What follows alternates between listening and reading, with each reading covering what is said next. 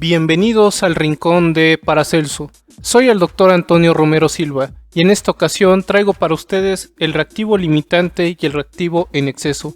En pantalla pueden encontrar el momento donde iniciamos con la discusión del reactivo limitante y reactivo en exceso, y debajo donde está el resumen de la presentación. Si quieren conocer a detalle de cada tema del que platicaremos, pueden encontrarlo en la descripción. Como una breve introducción, recordemos que la estequiometría es el cálculo de la cantidad de sustancias en una reacción química a partir de la ecuación química balanceada.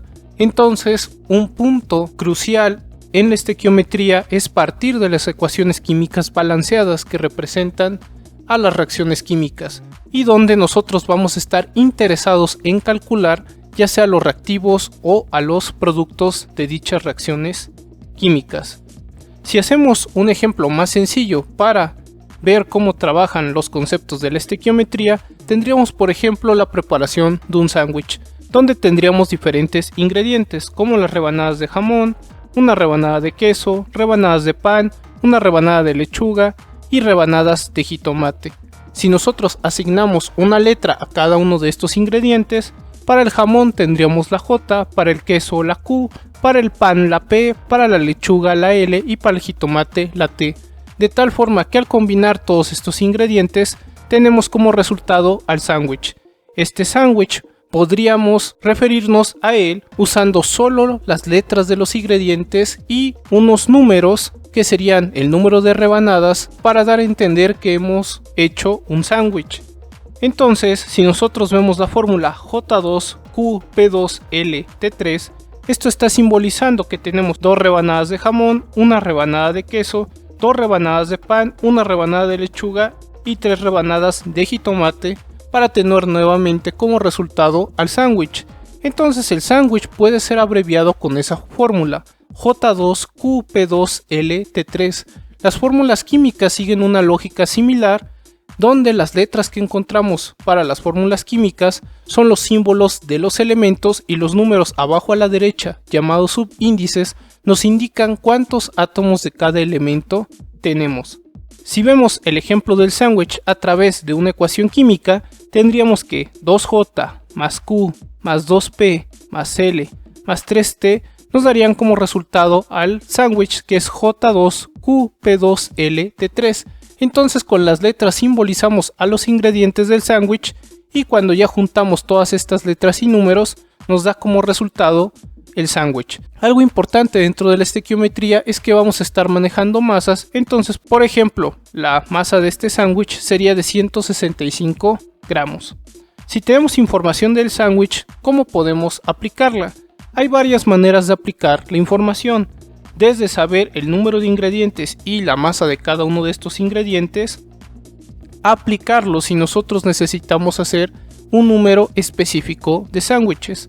Por ejemplo, si nosotros necesitáramos hacer 2 sándwiches y contamos solamente con 4 rebanadas de jamón, 2 rebanadas de queso, 4 rebanadas de pan, 2 rebanadas de lechuga y 4 rebanadas de jitomate, ¿qué ingrediente sería el que limitaría que haya 2 sándwiches?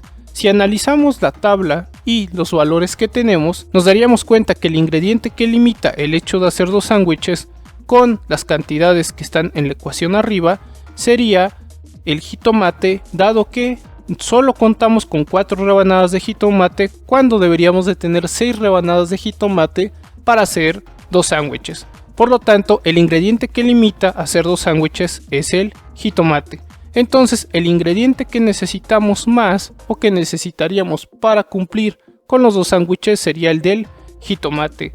Es importante entonces conocer la cantidad de reactivo o de reactivos, los materiales a nuestro inicio, porque determina la cantidad de producto o productos que podemos formar, como en este caso los reactivos fueron los ingredientes del sándwich y el producto fue el sándwich. La ecuación química balanceada es la base para saber cómo se transforma la materia en una reacción química.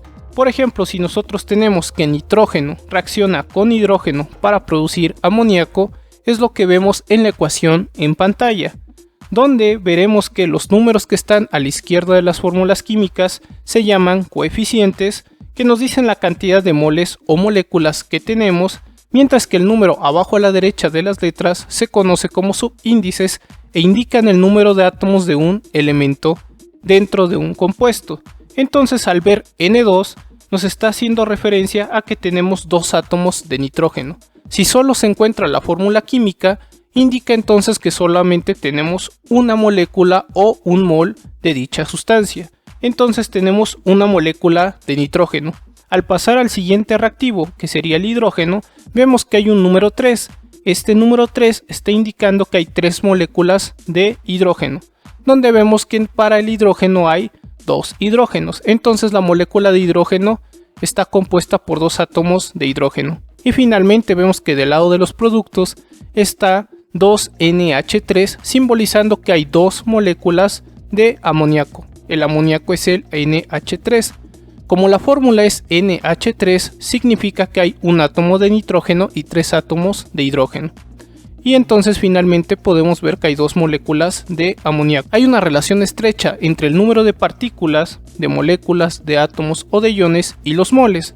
Entonces podemos decir que si hay una molécula tenemos un mol de nitrógeno, que si hay 3 moléculas de hidrógeno tenemos 3 moles de hidrógeno, que si hay 2 moléculas de amoníaco tenemos 2 moles de amoníaco. ¿Cómo se obtiene un mol de sustancia? Sumando los pesos atómicos de cada uno de los átomos que formen a nuestra sustancia en particular. Entonces encontraríamos que para un mol de nitrógeno este tiene una masa de 28.02 gramos, que para 3 moles de hidrógeno es de 6.06 gramos y que para 2 moles de amoníaco tenemos 34.08 gramos. Entonces ahora, ya que hemos analizado nuevamente cómo se compone una ecuación química y cómo podemos interpretarla, recordemos que esta ecuación química en pantalla balanceada para la reacción entre nitrógeno e hidrógeno para formar al amoníaco está indicándonos cuánto necesitamos de cada sustancia para que esta reacción suceda. Entonces necesitaríamos un mol de nitrógeno, hacerlo reaccionar con 3 moles de hidrógeno y esto hacer que se produjeran 2 moles de amoníaco. Sin embargo, ¿qué sucede si hay una cantidad mayor o menor de un reactivo? Entonces, supongamos que nosotros tenemos 2 moléculas de nitrógeno y 2 moléculas de hidrógeno. Esto solo nos produciría una molécula de amoníaco. ¿Por qué? Porque el amoníaco necesita un átomo de nitrógeno y 3 de hidrógeno. Nosotros tenemos 4 átomos de nitrógeno en los reactivos y 4 átomos de hidrógeno. Por lo tanto, nos están sobrando nitrógenos y nos están faltando hidrógenos. Dicho de otra manera, tenemos 2 moles de nitrógeno, 2 moles de hidrógeno y 1 mol de amoníaco. Nuevamente podemos apreciar que nos están faltando átomos de hidrógeno y esto está limitando la cantidad de amoníaco que podemos obtener. Entonces está sobrando átomos de nitrógeno. El reactivo limitante, por lo tanto, nos va a determinar la cantidad del producto que puede ser formada en una reacción química. En este caso, quien está limitando al producto es el hidrógeno. Entonces, el hidrógeno sería el reactivo limitante. Por otra parte, el reactivo en exceso se encuentra en la mayor cantidad y que después de la reacción habrá un sobrante de este. Como el nitrógeno están sobrando átomos de nitrógeno después de que se da la reacción, entonces el nitrógeno sería el reactivo en exceso. Nosotros vamos a encontrar que en nuestro trabajo cotidiano utilizamos con mayor frecuencia la masa o el volumen. Sin embargo, es importante conocer las interconversiones entre masa y moles o volumen en moles, dado que los moles son los que necesitamos para verificar las ecuaciones químicas balanceadas. Varias veces va a ser necesario convertir las cantidades que tengamos de reactivos, ya estén en masa, por ejemplo en gramos o en volumen en mililitros, a moles para identificar el reactivo limitante. Entonces, si hacemos problemas donde necesitamos encontrar el reactivo limitante y el reactivo en exceso, podemos seguir la siguiente lógica. La masa del reactivo que estemos interesados en investigar lo vamos a transformar en sus moles. Y al tener ya los moles del reactivo podemos obtener los moles del producto. En el caso de que tengamos un reactivo que es líquido o un gas, partimos entonces del volumen del reactivo para obtener los moles del reactivo y así tener cuántos moles del producto se formarían. Para determinar entonces el reactivo limitante, realizamos distintas operaciones para calcular los moles del producto o productos de los distintos reactivos. El reactivo que proporcione la menor cantidad de moles del producto será el reactivo limitante, mientras que el reactivo que proporcione la mayor cantidad de moles del producto será el reactivo en exceso. Recordando nuevamente cómo se calcula la masa de un mol, había comentado que podemos consultar, por ejemplo, los pesos atómicos. Si vemos al átomo de oro, por ejemplo, el elemento oro tiene un peso atómico de 196.97 unidades de masa atómica, lo cual corresponde a la masa de un solo átomo de oro. Sin embargo, necesitamos unidades más prácticas para manejar nuestras sustancias y por eso es útil el mol. Un mol se define como 6.022 por 10 a la 23 partículas, ya sean átomos, moléculas o iones. Entonces, si yo tengo 6.022 por 10 a la 23 átomos de oro, yo tengo un mol de oro. ¿Cuál es la masa de este mol de oro? 196.97 gramos. Por lo tanto, nosotros tenemos que observar que de manera simple, si nosotros pasamos el peso atómico a gramos entre mol para obtener la masa molar, ya sabríamos cuál es la masa de un mol de una sustancia. Por eso, 196.97 gramos es la masa de un mol y 196.97 unidades de masa atómica es la masa de un solo átomo de oro. En el caso de que nosotros tuviéramos en un compuesto dos elementos, como el carbono y el hidrógeno, miraría entonces los pesos atómicos tanto para el carbono como para el hidrógeno. Para el hidrógeno el peso atómico es de 1.01, mientras que para el carbono es de 12.01. La masa de 24 átomos de carbono y la masa de 48 átomos de hidrógeno los voy a sumar para obtener la masa de un mol de este compuesto C24H48 y yo vería que tendría un valor al final de 136.72, que para el mol sería de 336.72 gramos la masa de un mol de C24H48. Aplicando lo que sabemos del reactivo limitante y reactivo en exceso hasta este momento, analicemos el siguiente problema. La plata, cuyo símbolo es Ag, con azufre, que es una letra S, reaccionan para formar sulfuro de plata, Ag2S. Como podemos ver en esta ecuación química balanceada, 2 moles de plata más 1 mol de azufre reaccionan para producir 1 mol de sulfuro de plata. Si nos preguntan cuál es el reactivo limitante y cuál es el reactivo en exceso si hacemos reaccionar 50 gramos de plata con 10 gramos de azufre, primero nos debemos enfocar en qué conocemos y qué buscamos. Lo que conocemos son los 50 gramos de plata, los 10 gramos de azufre y las distintas masas molares de la plata y del azufre. La masa molar nos está indicando cuál es la masa de un mol de una sustancia. Entonces vemos que para la plata, un mol de plata tiene una masa de 107.87 gramos, mientras que la masa de un mol de azufre es de 32.065 gramos. ¿Qué estamos buscando? El reactivo limitante y el reactivo en exceso. Entonces, para hacer esto, los gramos de plata los vamos a transformar a los moles que tengamos de plata y así obtener los moles de sulfuro de plata que obtendríamos. ¿Cómo resolver esto? Utilizamos la siguiente fórmula. La masa del reactivo la multiplicamos por la masa molar del reactivo por la proporción molar. La proporción molar es la relación que existiría en este caso entre la plata y el sulfuro de plata, y así obtendríamos los moles de producto.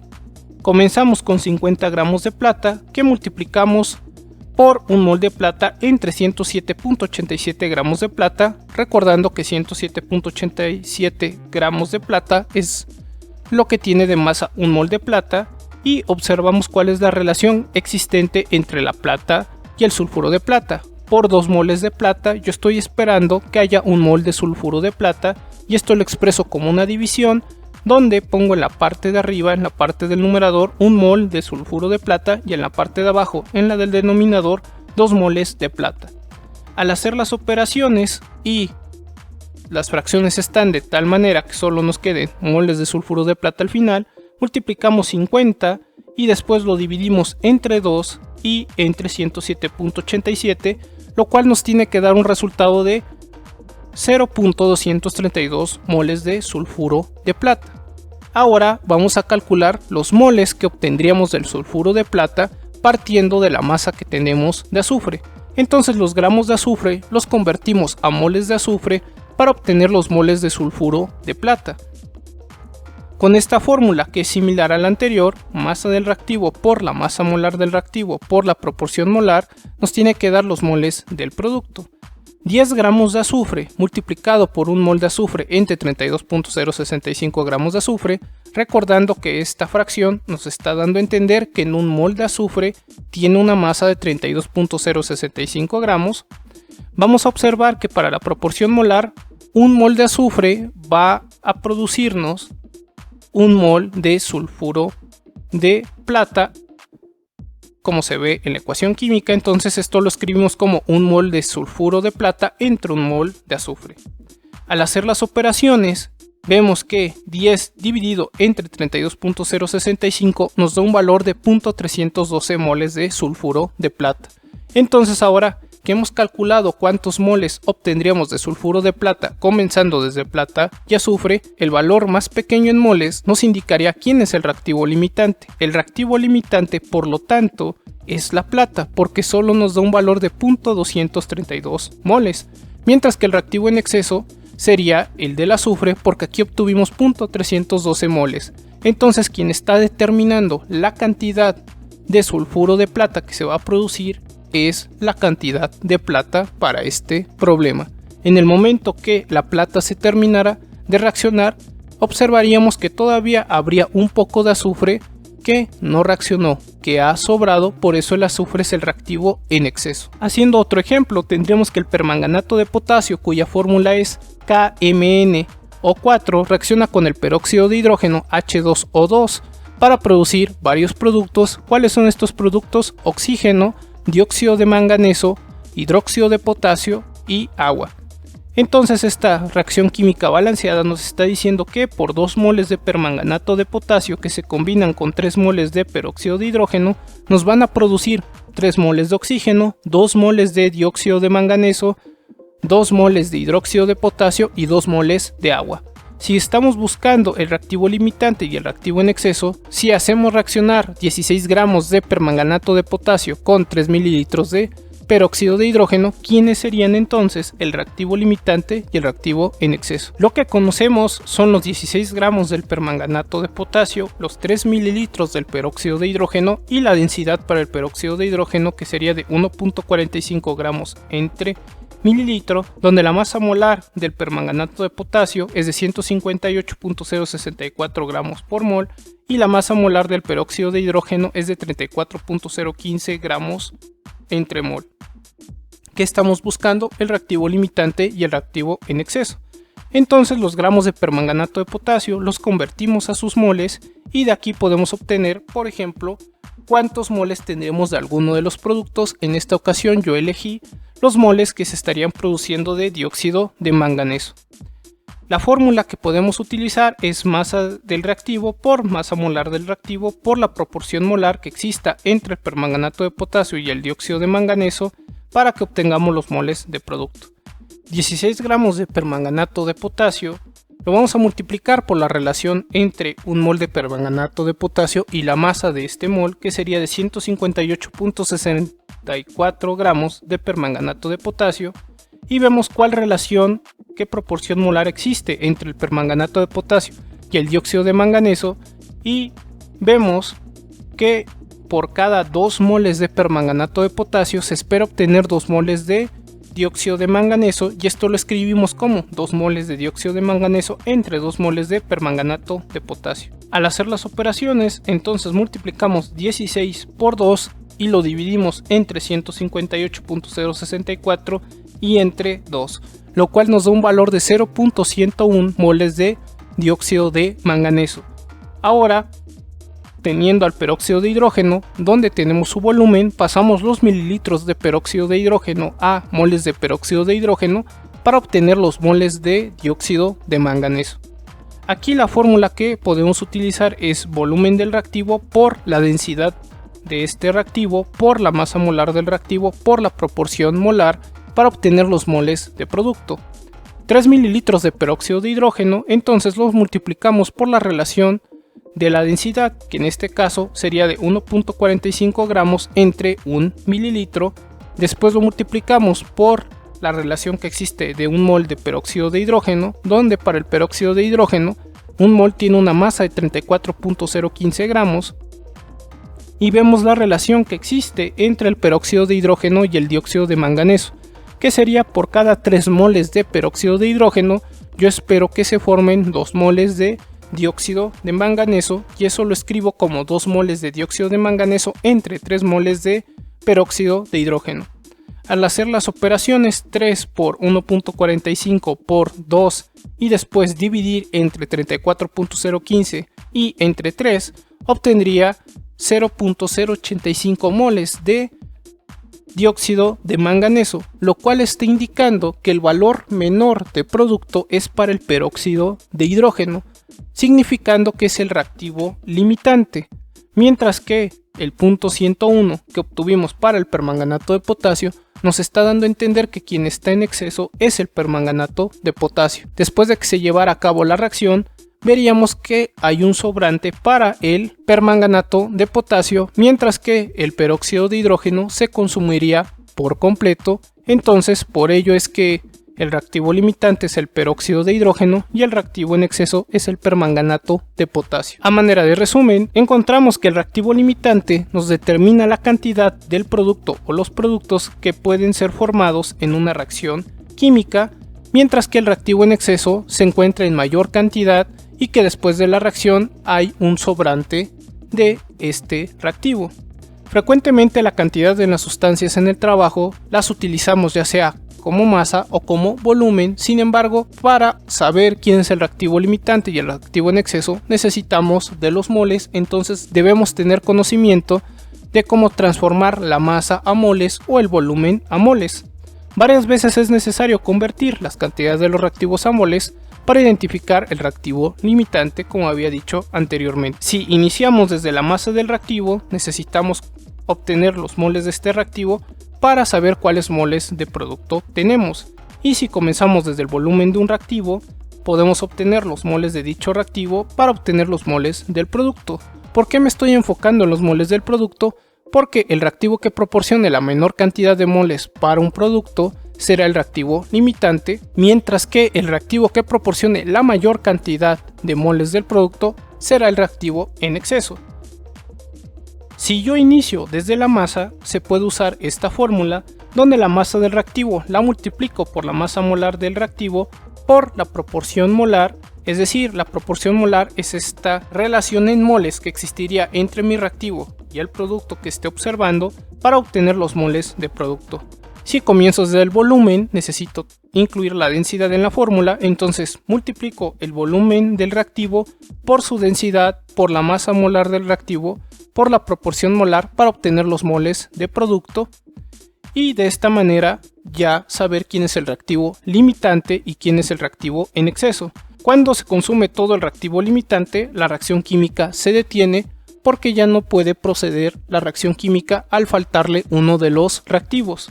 La cantidad del reactivo limitante nos va a determinar entonces cuánto producto se formará en una reacción química.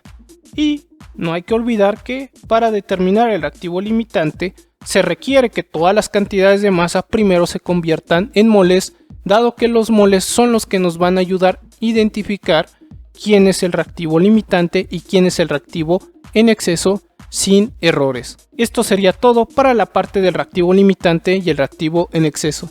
Les agradezco por ver este video y visitar el rincón de Paracelso. Si tienen dudas o preguntas, por favor háganmelo saber en la caja de comentarios. Yo he sido el Dr. Antonio Romero Silva. Hasta la próxima.